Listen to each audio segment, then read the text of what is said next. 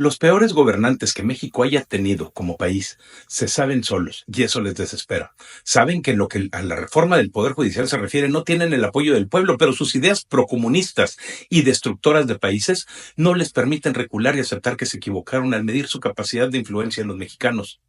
Miles y miles de buenos ciudadanos salieron a marchar el día de ayer para manifestarse en contra de la tan dañina reforma y aunque unos cuantos también salieron a las calles con la intención de hacer una contramarcha a favor de los caprichos del tirano presidente, su evento duró solamente algunos minutos, tras los cuales se tomaron unas fotografías para después retirarse. Me imagino que no les alcanzó el presupuesto asignado, ni los boings ni los lonches, para más. Cuando una persona está desesperada se vuelve peligrosa y hace lo que sea para sentirse segura. Lo último en lo que se piensa es en cambiar la actitud, porque eso requiere algo de conciencia y es algo que claramente no tiene Gerardo Fernández Noroña. A pesar de la cantidad de ciudadanos que han dado su punto de vista en contra, el señor pretende implantar a costa de lo que sea un sistema judicial que es dañino para México y los mexicanos. El señor Noroña llegó incluso a poner una cerca de alambres con cuchillas alrededor del edificio del Senado para que nadie se pudiera acercar. Otro más que decía estar del lado del pueblo, pero que quiere someter al pueblo a sus designios y no hace caso absolutamente a nada más. El presidente del Senado, el mismo imbañable Noroña, dijo en una entrevista con Adela Micha que para él lo único que importa es que se cumplan los caprichos del presidente, que a él no le interesa si los mexicanos se ven afectados por tomar decisiones a la ligera y sin entenderlas completamente. Afirmó que no importa si se van los capitales extranjeros del país y en México, un país que precisamente vive de esos capitales extranjeros, no se puede permitir que eso suceda. Los mercados y sus inversionistas no van a meter dinero en un país en donde no hay certeza jurídica y menos en donde el gobierno toma decisiones en contra de ellos. En los primeros 7 meses del 2024, los extranjeros han vendido activos financieros mexicanos por 300,000 millones de pesos. Queda claro que esa prepotencia tan recurrida por AMLO, Claudia y otros es lo que ha provocado el estancamiento de la economía. El impresentable presidente de la Cámara de Senadores está tan obsesionado con darle el gane al anciano que tanto lo desprecia y seguirá despreciándolo en un público que incluso ha llegado a decir que las 2/3 partes de los votos necesarios para reformar la Constitución no son las 2/3 partes. Las matemáticas son claras e inamovibles, pero él insiste en que 65 senadores son suficientes para darles el gane porque se redondea hacia abajo, hacia donde le conviene. Acusó al mismo tiempo a los senadores de oposición de querer hacer algunas jugadas legaloides para impedir que así sea. Falacias, pues, lo mismo de siempre, lo único que tienen para ganar argumentos. Ayer que iniciaron las discusiones de la reforma en comisiones del Senado, uno de los legisladores del PAN, Gustavo Sánchez, pidió que se organizaran foros de Parlamento abierto para debatir con más amplitud la reforma y sus consecuencias. La clara mayoría de Morena y sus aliados en el Senado decidieron que no es necesario, que la reforma tiene que aprobarse ya, así, sin conocerla y sin consultas públicas. Es necesario recordar que públicamente jamás se ha discutido la reforma, ya que en los supuestos foros que se habían hecho, para ellos lo único que se hizo fue que los morenistas dieran sus puntos de vista, pero sin aceptar discusión alguna ni observaciones por parte de los asistentes. Incluso llegaron a cerrar los salones en donde se realizaban los foros para que no pudieran que no pudieran entrar aquellos que trabajan en el Poder Judicial. Ya les he explicado en otros videos las causas por las que me opongo a la reforma que pretenden imponer desde Palacio Nacional. Sin embargo, si esto no es suficiente para algunos de ustedes que me siguen, déjenme repetirles que los logros de este gobierno no dan suficiente para creerles que lo que hagan es en beneficio del país. Muchos les creyeron que lo que hacían al invertir en Pemex era para sacar adelante la petrolera, pero hoy que vemos sus números y a 6 años de controlarla como les dé la gana, nos damos cuenta de que la extracción de petróleo es la menor en 40 años. La deuda de la petrolera no se ha reducido más que en 6,000 millones de dólares, aun y cuando se le han dado más de 100,000 millones de dólares de nuestro presupuesto. Pemex no aporta nada a la economía del país, ya que se le han condonado los impuestos de más de un año y aún así los accidentes y la contaminación producida es mayor en todas las refinerías del país. En Oaxaca, Tula, Salamanca, Cadereyta, las fugas de gas y de hidrocarburos son cada vez más comunes y la nueva refinería pues aún no funciona, ni funcionará pronto. ¿Cómo puede pedirnos el gobierno que le creamos algo cuando ni siquiera son capaces de cumplir con sus más básicas obligaciones? Ciudadanos damnificados de Otis cerraron calles de Acapulco para exigir a AMLO que cumpliera con la entrega de los apoyos prometidos después de la destrucción que dejó el huracán el año pasado. Martí Batres ha fallado en proteger a los ciudadanos y en su lugar exige la Fiscalía de la Ciudad de México que procese a los 30 manifestantes arrestados en Xochimilco durante las manifestaciones en las que él mismo envió granaderos para detenerlas. A partir de hoy se eliminaron los estímulos fiscales a las gasolinas y el gobierno federal incrementó los impuestos que tenemos que pagar por consumirlas. En realidad es una vergüenza que a nivel internacional nos vean como lo que realmente somos. Un país improvisado con gobernantes idiotas que no saben ver más allá de sus propias ideologías, aunque eso termine de apachurrar a los ciudadanos. El video de los congresistas de Dinamarca riéndose de las declaraciones de AMLO sobre el sistema de salud es de pena. Y aunque no puedo confirmar que sea verdadero porque no hablo danés, no deja de ser cierto que las declaraciones del imberbe presidente fueron bastante estúpidas. Hay un reportaje que hizo la televisión alemana sobre el Tren Maya y también da pena que se expresen así de lo que sucede en el país. No me siento aludido porque yo jamás estuve de acuerdo con semejantes patrañas, pero creo que los mexicanos pudiéramos lograr que hablaran mejor de nosotros si supiéramos elegir a nuestro gobierno correctamente. Sin embargo, hemos permitido que una persona tan chiquita como Andrés Manuel manipule los símbolos mexicanos y la información para tomar el poder del país y luego abandonarnos a todos. El miserable lucró con las causas de muchos mexicanos que no fueron atendidos debidamente por otros gobiernos anteriores, pero luego los abandonó. López no supo cumplir con lo que prometió y relegó las decisiones importantes del país, prefiriendo destruir lo poco que estaba construido para no dejar nada en su lugar. Así hizo con el sistema de compras de medicinas, con el Seguro Popular, con la Policía Federal. En realidad, ha dejado solos a los mexicanos que no encuentran la salida frente al desempleo, la inseguridad, la falta de salud y la baja educación. A veces pienso que el mismo López Obrador no se da cuenta de lo que está proponiendo. Les voy a poner un ejemplo muy claro de esto. El viernes pasado el señor se quejaba de que hay personas en prisión que no tienen una sentencia, pero no dijo o se le olvidó que él mismo presentó una reforma constitucional para ampliar la prisión automática, es decir, para que hubiera más personas en prisión sin una sentencia. La propuesta de Andrés obligaría a encarcelar a las personas por la simple sospecha de haber cometido un delito. Ni siquiera se esperarían a confirmar que fuera sentenciado. Esta propuesta ya fue aprobada en comisiones de la Cámara de Diputados y está esperando ser aprobada en el Pleno. ¿A qué está jugando este señor? Queda claro que las manifestaciones de apoyo del pueblo mexicano tendrían que ser escuchadas por aquellos que dicen defender los derechos del pueblo. Sin embargo, no podemos esperar que estos sujetos hagan lo correcto si no se les presiona.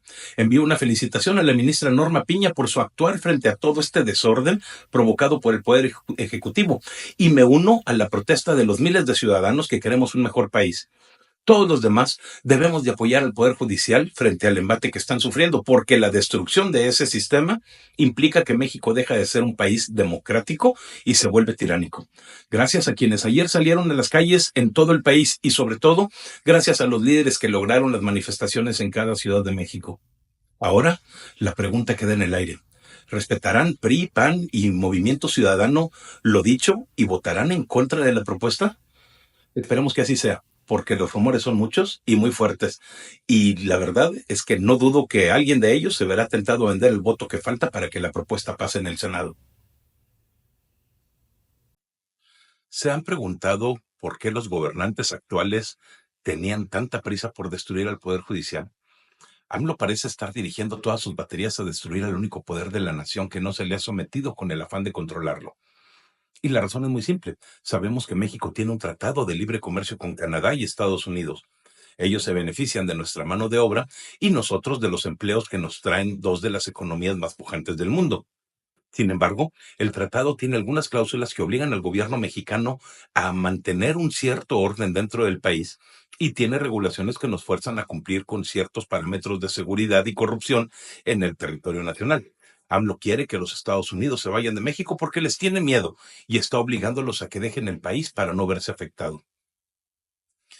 De acuerdo al Washington Post y al Wall Street Journal, Andrés Manuel está recibiendo dinero del narco desde las campañas del 2006, probablemente desde antes.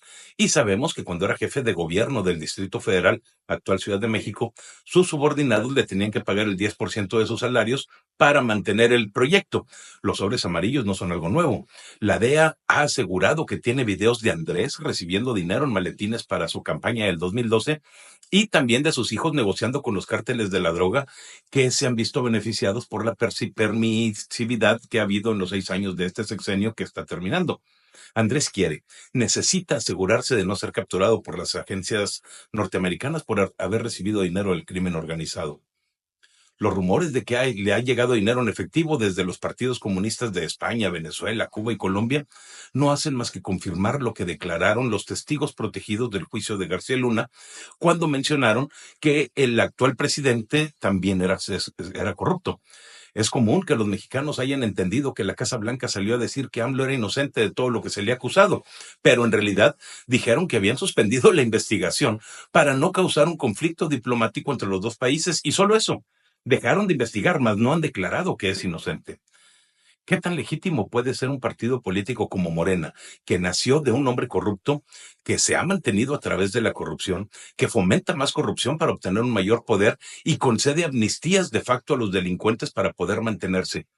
No la tiene. De la misma forma, no tiene la legitimidad para destruir el Poder Judicial de la Federación, porque, imagínense, para poder lograrlo, fue necesario que se apoderaran del INE, sobornar a los magistrados electorales, comprar 2 senadores y forzar a otro más, detener ilegalmente al padre de uno más, reprimir una manifestación con gases lacrimógenos, llevar la sesión y votación a una sede alterna. Y a eso sí le llaman democracia. Dicen que eso es lo que el pueblo quería. Los mexicanos estamos muy enojados con lo sucedido ayer por la madrugada en el Senado de la República. La pantomima de un senador que dijo haber pasado el tiempo defendiendo a su padre en las oficinas de las fiscalías de Campeche es increíble. Y más cuando un auditor se hizo presente y confirmó que no había nadie en esas oficinas. Yo creo que el representante de la nación solamente quería una excusa para perder tiempo.